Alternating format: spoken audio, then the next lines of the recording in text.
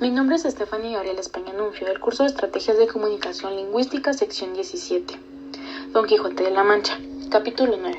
donde se concluye y da fin a la estupenda batalla que el gallardo vizcaíno y el valiente manchego tuvieron. Dejamos en la primera parte de esta historia al valeroso vizcaíno y al famoso Don Quijote, con las espadas altas y desnudas, en guisa de descargar dos faribundas pendientes, tales que si en ellos se acertaban, por lo menos se dividirían y fenderían de arriba abajo, y abrirían como una granada. Y en aquel punto tan dudoso paró y quedó destrancada tan sabrosa historia, sin que nos diese noticia su autor donde se podría hallar lo que de ella faltaba. Cáusame esto mucha pesadumbre, porque el gusto de haber leído tan poco se volvía en disgusto, de pensar el mal camino que se ofrecía para hallar lo mucho que a mi parecer faltaba de tan sabroso cuento. Parecióme cosa imposible, y fuera de todo buena costumbre que a tan buen caballero le hubiese faltado algún sabio que tomara a cargo el escribir sus nunca vistas hazañas, cosa que no faltó a ninguno de los caballeros andantes, de los que dicen las gentes que van a sus aventuras, porque cada uno de ellos tenía uno o dos sabios, como de molde, que no solamente escribían sus hechos, sino que pintaban sus más mínimos pensamientos y niñerías, por más escondidas que fuesen. Y no había de ser tan desdichado, tan buen caballero, que le faltase a él lo que le sobró a Platir y a otros semejantes, y así no podía inclinarme a creer que tan gallarda historia hubiese quedado manca y estropeada, y echaba la culpa a la malignidad del tiempo y devorador y consumidor de todas las cosas, el cual o la tenía oculta o consumida. Por otra parte, me parecía que pues entre sus libros se habían hallado tan modernos como Desengaño de celos y ninfas y Pastores de Henares, que también su historia debía de ser moderna, y que ya que no estuviese escrita estaría en la memoria de la gente de su aldea y de las a ella circunvecinas. Esta imaginación me traía confuso y deseoso de saber real y verdaderamente toda la vida y milagros de nuestro famoso español Don Quijote de la Mancha, luz y espejo de la caballería manchega, y el primero que en nuestra edad y en estos tan calamitosos tiempos se puso al trabajo y ejercicio de las andantes armas, y al desfacer agravios, socorrer viudas, amparar doncellas, de aquellas que andaban con sus azotes y palafrenes, y con toda su virginidad a cuestas, de monte en monte y de valle en valle, que si no era que algún follón o algún villano de hacha y capellina o algún descomunal gigante las forzaba. Doncella hubo en los pasados tiempos que al cabo de 80 años que en todos ellos no durmió un día debajo del tejado. Se fue tan entera a la sepultura como la madre que la había parido. Digo, pues que por estos y otros muchos respetos es digno nuestro gallardo Quijote, de continuas y memorables alabanzas, y aún a mí no se me deben negar por el trabajo y diligencia que puse en buscar el fin de esta agradable historia, aunque bien sé que si el cielo, el caso y la fortuna no me ayudarán, el mundo quedará falto y sin el pasatiempo y gusto que bien casi 2 horas podrá tener el que con atención la leyera. Paso, pues, el hallarla en esta manera. Estando yo un día en el Alcaná de Toledo, llegó un muchacho a vender unos cartapacios y papeles viejos a un sendero, y como yo soy aficionado a leer, aunque sean los papeles rotos de las calles, llevo de esta mi natural inclinación. Tomé un cartapacio de los que el muchacho vendía, y vilé con caracteres que conocí ser arábigos. Y puesto que aunque los conocía, no los sabía leer, anduve mirando si parecía por ahí algún morisco aljaminado que los leyese, y no fue muy dificultoso hallar intérprete semejante, pues aunque le buscara de otra mejor y más antigua lengua, la hallara. En fin, la suerte me deparó uno, que diciéndole mi deseo y poniéndole el libro en las manos, le abrió por medio y leyendo un poco en él, se comenzó a reír. Pregúntele yo de qué se reía, y respondiéndome que de una cosa que tenía aquel libro escrita en el margen por anotación, díjele que me dijese, y él, sin dejar la risa, dijo: Está, como he dicho, aquí en el margen escrito esto. Esta Dulcinea del Toboso, tantas veces en esta historia referida, dice que tuvo la mejor mano para salar puercos que otra mujer de toda la Mancha. Cuando yo oí decir Dulcinea del Toboso, quedé atónito y suspenso, porque luego se me presentó que aquellos cartapacios contenían la historia de Don Quijote. Con esta imaginación le di priesa que leyese el principio, y haciéndolo así, volviendo de improviso el arábigo en castellano, dijo que decía: Historia de Don Quijote de la Mancha, escrita por Cide Hamlet Benengeli, historiador arábigo. Mucha discreción fue menester para disimular el contento que recibí cuando llegó a mis oídos el título del libro, y saltándoselo al sendero, compré al muchacho todos los papeles y cartapacios por medio real, que si él tuviese discreción y supiera lo que yo los deseaba, bien se pudiese prometer y llevar más de 6 reales de la compra. Apartéme luego con el morisco por el claustro de la iglesia mayor y róguele me volviese aquellos cartapacios, todos los que trataban de Don Quijote, en lengua castellana, sin quitarles ni añadirles nada, ofreciéndole la paga que él quisiese. Contentóse con 2 arrobas de pasas y 2 fanegas de trigo y prometió de traducirlos bien y fielmente y con mucha brevedad. Pero yo, por facilitar más el negocio y por no dejar de la mano tan buen hallazgo, le truje a mi casa, donde en poco más de meses y medio la tradujo toda, del sesmo modo que aquí se refiere. Estaba en el primer cartapacio pintada muy al natural la batalla de Don Quijote con el vizcaíno, puestos en la misma postura que la historia cuenta, levantadas las espadas, el uno cubierto de su rodela, el otro de la almohada, y la mula del vizcaíno tan al vivo, que estaba mostrando ser de alquiler a tiro de bellesta.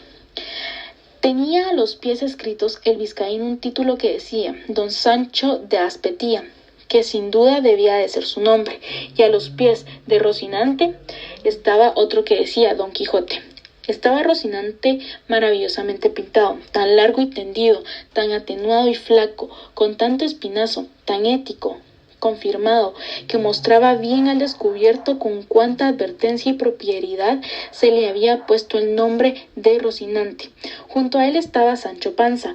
que tenía el cabestro a su asno a los pies, del cual estaba otro rétulo que decía Sancho Zancas, y debía de ser que tenía a lo que mostraba la pintura, la barriga grande y el talle corto y las zancas largas, y por esto se le debió de poner el nombre de Panza y de Zancas, que con estos 2 sobrenombres le llaman algunas veces en la historia. Otras algunas menudencias había que advertir, pero todos son de poca importancia y que no hacen el caso a la verdadera relación de la historia, que ninguna es mala como sea verdadera. Si a esta se le puede poner alguna objeción cerca de su verdad, no podrá ser otra sino haber sido su autor arábigo, siendo muy propio de los de aquella nación ser mentirosos, aunque por ser tan nuestros enemigos, antes se puede entender haber quedado falto en ella que demasiado.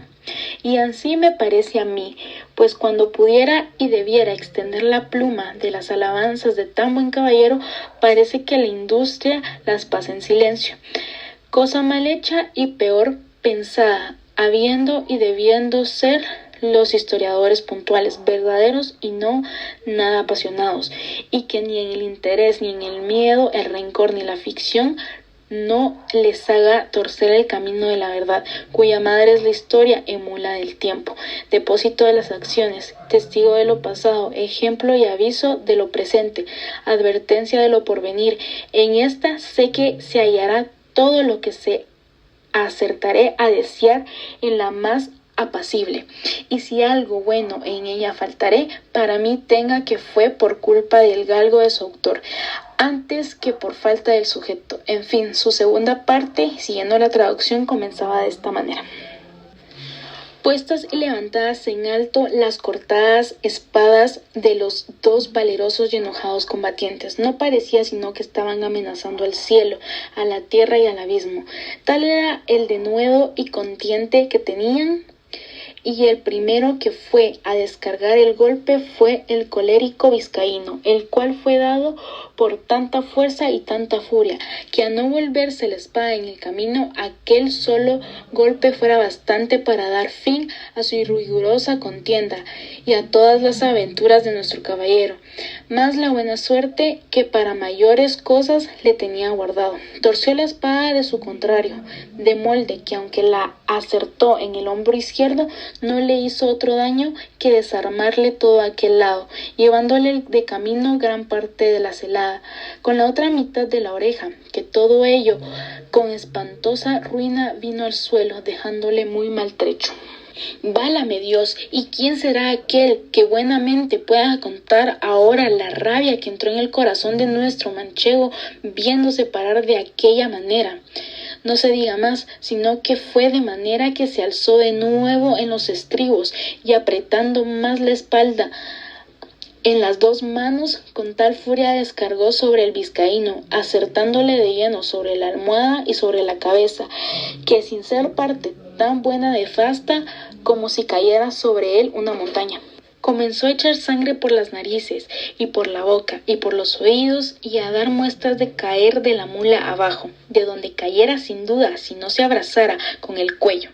Pero con todo eso sacó los pies de los estribos y luego soltó los brazos y la mula espantada del terrible golpe dio a correr por el campo y a pocos corcovos dio con un dueño en tierra. Estabécelo con mucho sosiego, mirando Don Quijote, y como lo vio caer, saltó de su cabello, y con mucha ligereza se llegó a él, y poniéndole la punta de la espada en los ojos, le dijo que se rindiese, sino que le cortaría la cabeza. Estaba el vizcaíno tan turbado que no podía responder palabra, y él lo pasara mal.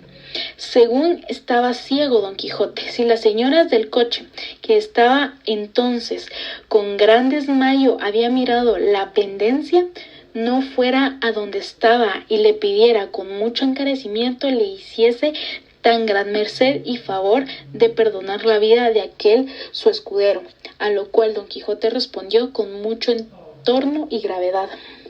Por cierto, hermosas señoras, yo soy muy contento de hacer lo que me pedís, mas ha de ser con una condición y concierto, y es que este caballero me ha de prometer de ir a un lugar de Toboso y presentarse de mi parte ante la sin par doña Dulcinea, para que ella haga de él lo que más fuere de su voluntad.